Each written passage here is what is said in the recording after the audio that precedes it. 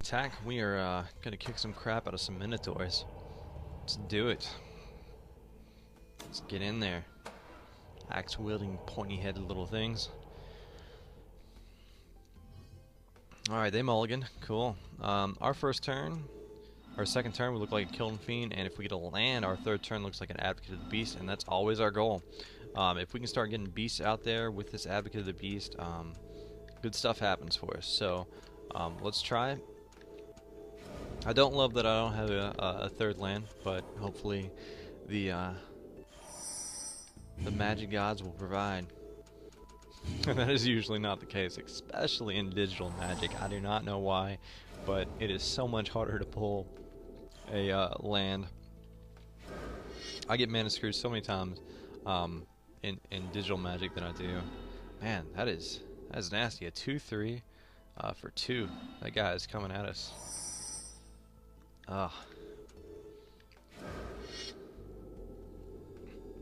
Seeing it scary, like, you know, like I told you, a 2/3, you know, the ass on that thing, you know, even if I played a Timberland guide and put his counter on him and had a 2/2 on turn 2,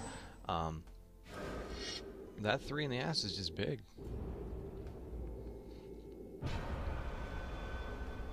Y'all know damn well you like a girl with a big ass. Alright, we're not gonna block that. Come on, give us a land. Don't make me sad. Oh, make me sad. Alright, let's, I could bank everything on this Titanic growth and him attacking in, but he's got a regen there, so it's almost not gonna matter. Them telling us to put out the Tracer is ridiculous. If I put that in play right now, then I have 2 creatures out, and this thing can come in unblockable, but I've still got to block this coming turn, probably. I really can't afford him to take out, you know, 4, 6, 8 of my life with this guy. So what I'm going to end up doing is Timberland guiding, and I'm going to make my dude a 2/3, and see how he likes that crap.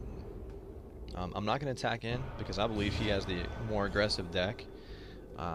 Which you can obviously see he has a 2/3 that basically comes in beating me in the face, and I have a little bit, you know, I have a late game idea here.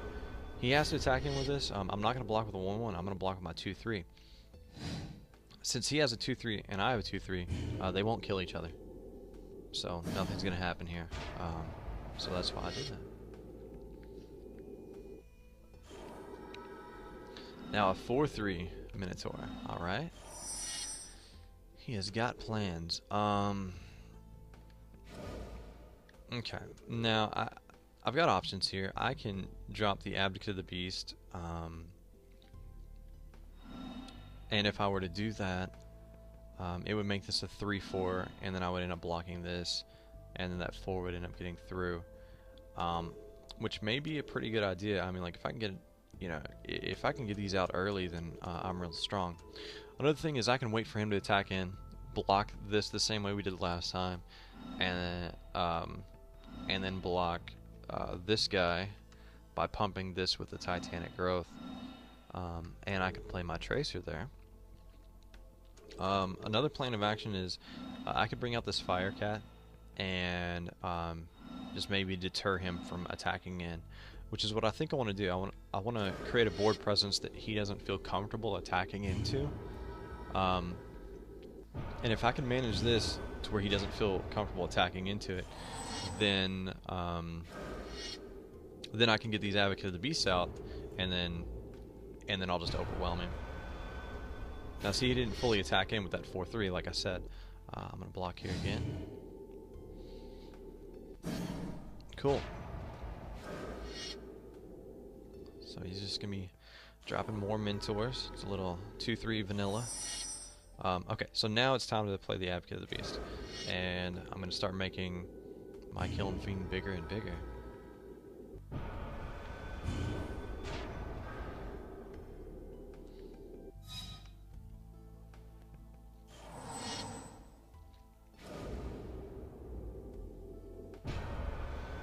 He's got to attack in. I am going to block with the Killing Fiend. I'm not sure if he'll regen or not.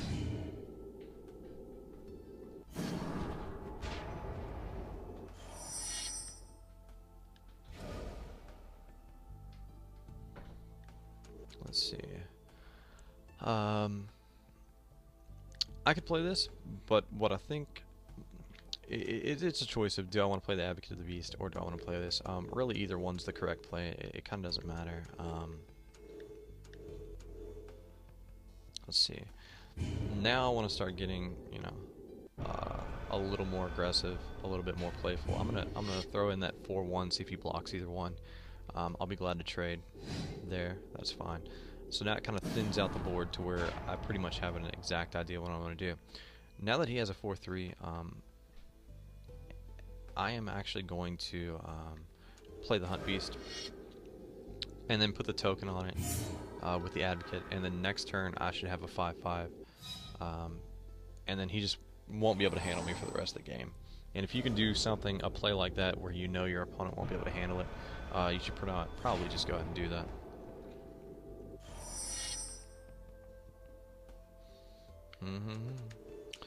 I'm gonna full swing in. I have the Titanic Growth to back me up.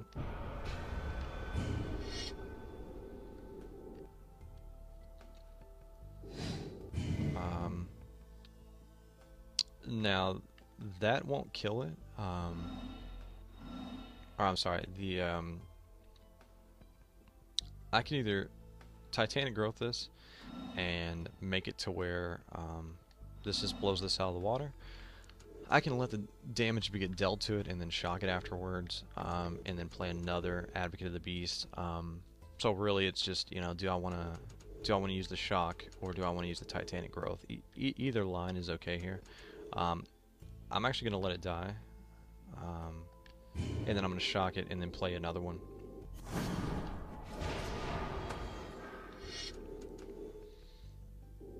And I actually should have played that. I'm sorry, I should have played that earlier, and then got the extra 3 points on the Killing Fiend there.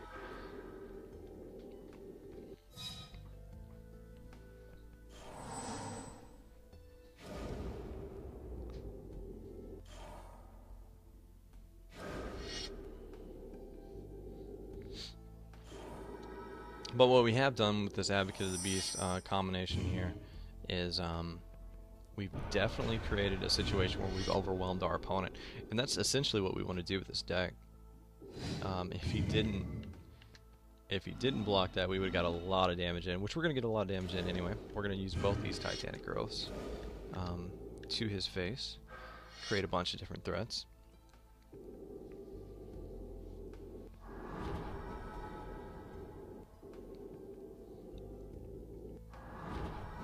And smack in the face for 15. See how he likes that.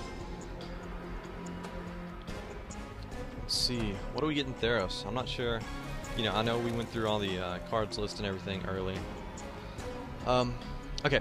A lot of people love this Cultivate card. And I'm going to talk about it right now because a lot of people love it so much that they disregard like the point of the deck.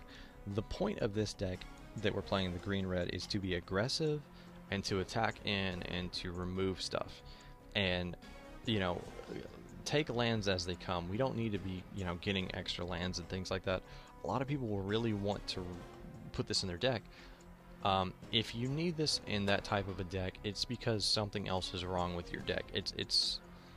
There's no place for this in this type of a deck. If we were doing something that has like a landfall and every time a land comes into play, you know, some type of combination, then this would work. But don't use it in this deck. Don't put it in.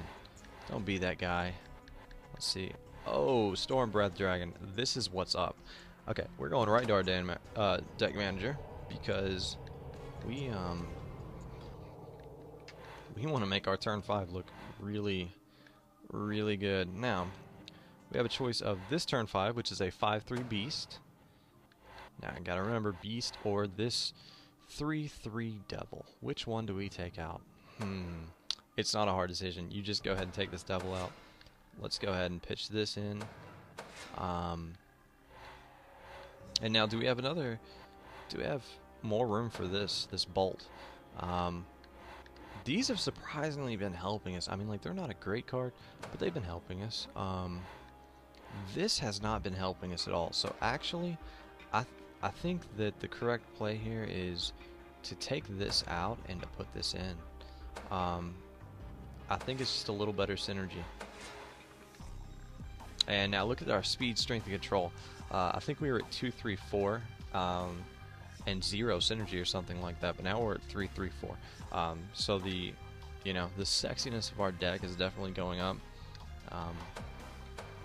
So let's get to playing. How did we go to extras? All right. So let's do one more in Theros. See if we can create a beating on Ocean's Mist or Might or whatever that was. Ocean's Mist. It's a Merfolk. Who cares? It's a Merfolk. This would be great if 2 of those lands were something else, but they weren't, and this is much worse than that. This is good. Let's take it. I should have played the land to shock, but we're in speed mode now. Let's not really, you know, pay attention to what we're doing. Let's just play and see what happens. See, I didn't have to play it either. Anyway, you all were worried, so no reason to be worried.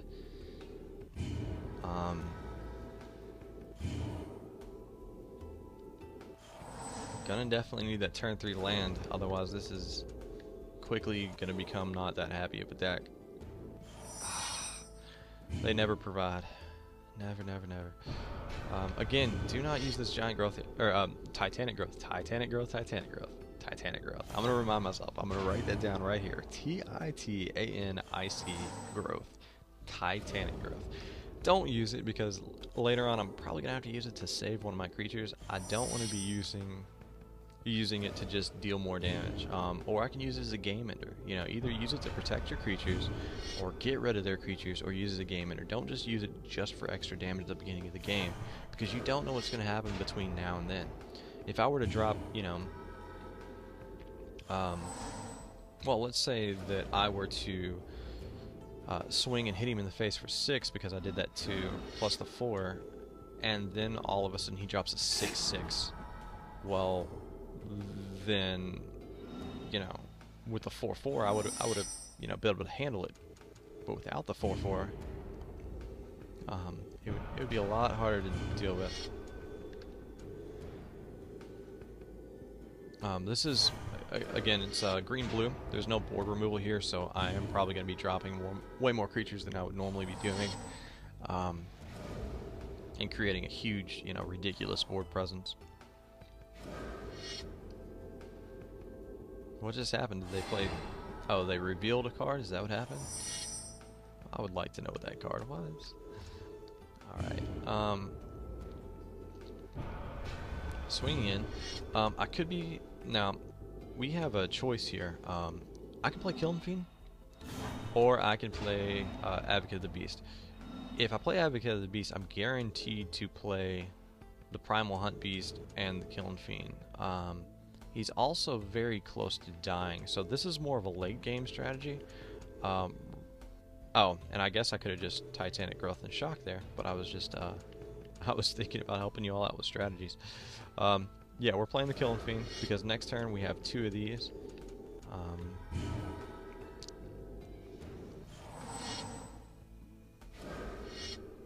And he will boost, and they will boost, and everything will boost, and it's all happy. Here's an example. Bam, 5/5. If that came out on that turn 3, then that would just be, you know, not having this in hand would just make my life harder, and I don't want to do that. Swinging in, it doesn't matter. I'm going to end up shocking his face. Alright, shocking the player. Bam. And just for extra, we are going to pump this just for fun. You know, because sometimes it's nice to rub it in. Of course, we make it take an extra, you know, 5 or 6 seconds or whatever, but whatever. I don't care. Alright, sorry for that small player's error. You know, it's kind of weird. You get to commentating and stuff, and you're not used to it, and then you just get so wrapped up in trying to tell people something that it's kind of easy to slip over.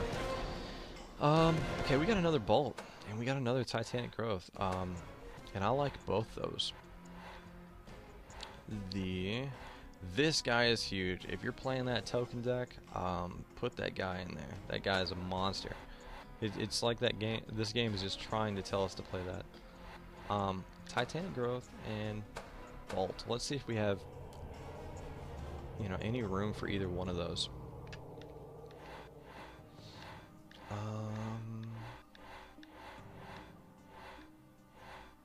You know, I don't feel like we need 3 Timberland guides here. I feel like either the Bolt or the Titanic Growth, either one. I actually think the Titanic Growth is going to serve us a little better.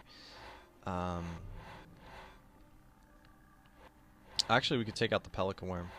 I know that seems counterintuitive. It's against everything that we stand for, but how many times have we seen a turn 7? And if you notice with some of these games, like, we don't see 7 lands. We don't want to see 7 lands. I want to kill you way before 7 lands come. So let's pop that Pelican Worm out of here. And really, it's kind of your choice. Like, let's kind of look at what's going on down here. Distribution as far as, you know, 16 and 19, that's how many mana symbols are on these. And let's kind of, you know, look at it here. I mean, like, if we wanted it 50-50 and we want to look at our lands and we want them completely 50-50, that's one thing. We could do that. We could do a 50-50 split. You kind of do have to think about your lands. Like, if I want to put this Bolt in, I'm relying on a double green, so I have to have 2 red and a green on turn 3 to play this on turn 3. That being said, with your mana, it actually works better to put the Titanic Growth in here. So that's what we're going to do.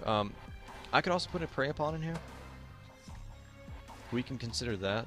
But Titanic Growth has actually been working for us pretty well. So let's do that. And with our ratio, we're still looking pretty good there. So we don't need to change our lands yet. And that pretty much seals up this video.